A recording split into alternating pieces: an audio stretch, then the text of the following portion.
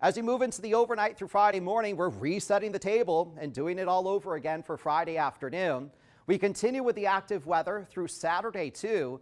We're talking anywhere between a quarter to an inch of rain between now and Saturday afternoon. The best chance for the highest totals north across New York's North Country. Lower totals to the south, but just because there are lower totals in southern Vermont and the Upper Valley doesn't mean that it couldn't get rowdy from time to time to wrap up the week. Sunday's forecast, we're back over to some plain scattered rain showers. Cooling down though, Boye, by Monday and next Tuesday with highs only in the 50s.